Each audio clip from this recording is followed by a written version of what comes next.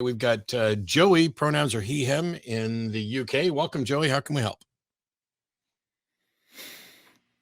Hi, Matt and Jim. Thank you very much for taking my call. Can you hear me okay? We can. Yeah, perfect.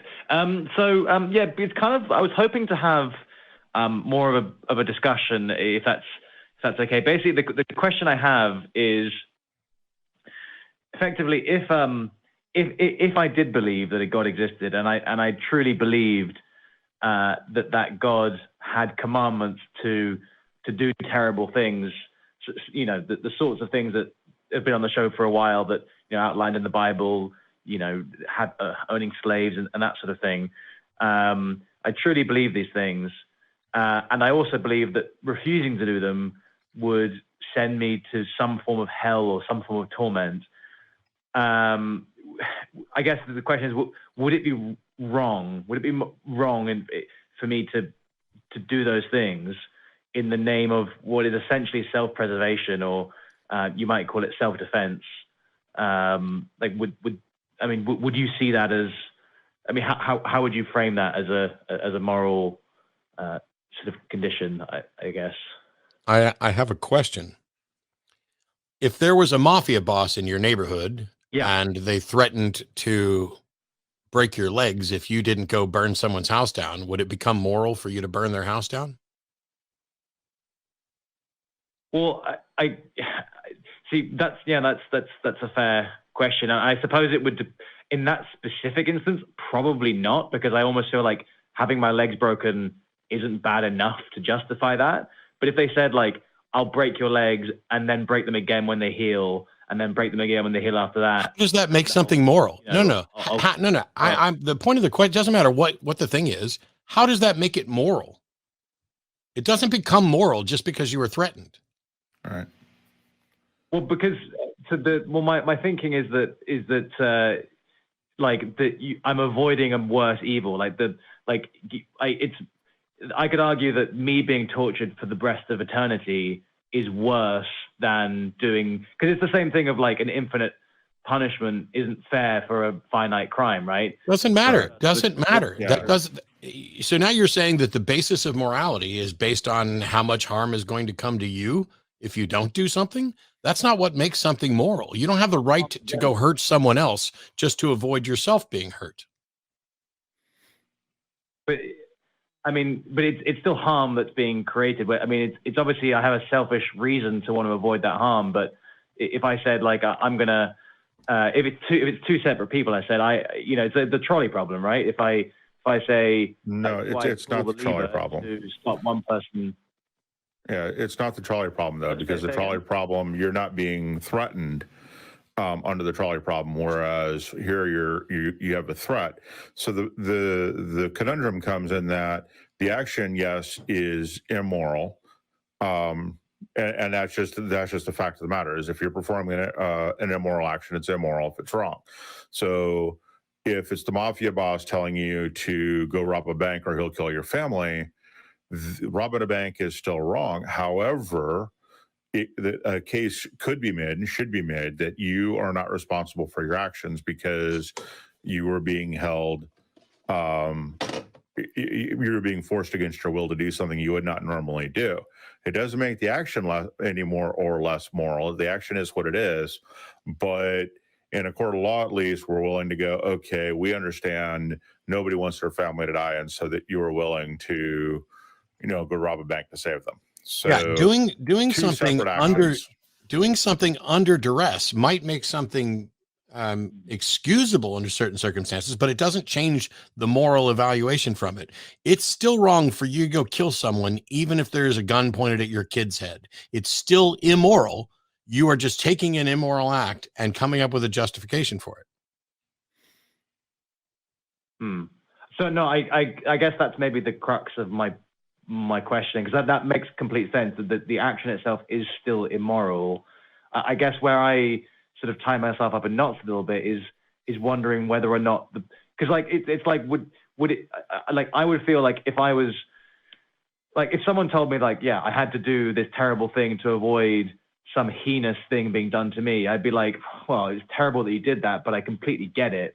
And if I was in that position, I sort of think I probably would do it as well, because I'm a human being who wants to avoid pain. And so I can Whether or not you can come up with a reason why you might do it is not relevant to whether or not it's moral. Right. Yes. No. That makes sense. There's lots of things that people would do, but Yeah. in the specific example that you called about, I'm even less impressed, because at least if there's a mafia boss holding a gun to my kid's head, now at least what I do is understandable, because we have evidence of something in reality. If you're willing to do things because you think there's a God that's going to punish you in an afterlife, you don't get any pass. You might as well be saying that the invisible pixies in your closet threatened you.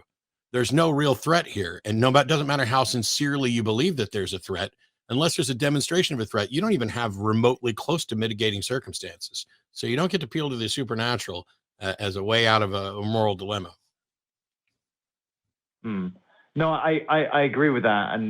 But at the same time, but at the same time, like I see people who believe these absurd things and do terrible things as a result.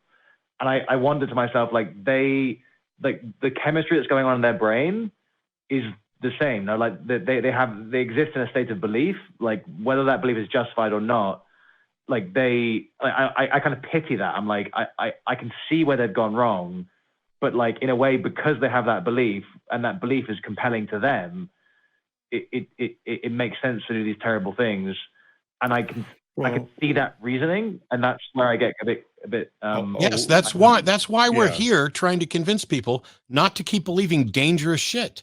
It is perfectly reasonable. Yeah. It was perfectly reasonable for Andrea Yates to drown her kids in order to keep them from going to hell, because what she believed was doctrine, which would, if she was to allow them to grow up to a point where they would reach moral responsibility, there would be a risk of them going to hell. But if she drowns them right away under the doctrine that she sincerely believed, those kids would be free passed right on to heaven. Now, maybe if she could demonstrate that any of that was true, maybe she could sway a jury that she had done the right thing. But the fact of the matter is, she murdered 2 kids, and it doesn't matter how sincerely she believed she was doing the right thing, it was still wrong. And the reason we're here doing this is so that fewer people, we hope, are buying into bullshit that causes them to harm people on behalf of beliefs that aren't real. It's bad enough that we might have some justification, although it doesn't change necessarily the moral thing, but we might have some justification to harm other people on behalf of real things. And while Matt and I tend to use well-being, or in my case, happiness, and I think they're similar enough for the purpose of this conversation, as our goal that we're trying to achieve and by which we measure actions, theists tend to use or want to use divine command theory. So whatever the God says is good. So while we've been talking to you from our perspective of having our end goal of moral actions to be happiness and well-being, not every theist has that. And so we're judging the action of robbing a bank as being evil. But someone who is a proponent of divine command theory, if there is in fact a God that exists, and you can prove that God exists, and you can prove that God commanded you to go rob the bank, then what you did was moral under divine command theory, which is the problem. And this is something else we're trying to, we do the show for, is to reduce the number of people who think that because God commands it makes it a good deal, or because God allows it makes it a good a moral action, and that's simply not the case. So you have a different moral subjective goal, that whatever God wants is good because God is good, as opposed to something that's a little bit more tangible and something we can measure easier, which is either happiness of the human population or well-being, whichever of those two you choose, or another similar subjective goal for your moral action, to judge your moral actions as moral or immoral. Does that make sense? Also, though, when we, setting aside the moral thing, you might have a legal excuse, I suppose, to avoid responsibility if you could show that you are operating under duress. I mean, we changed whether or not contracts are valid depending on whether or not you were under duress. I mean, if you sign something with a gun to your head, it ultimately isn't going to have effect if you can demonstrate that that's what happened. But that's separate from whether or not what you did was immoral. I don't, you know, if my entire family was being held at gunpoint and I was told, look, I want you to walk down 3 doors down, knock on the door, and just carve them all up with a carving knife and burn the house to the ground. It doesn't matter whether I was doing it to save myself or my family. It's still grossly fucking immoral.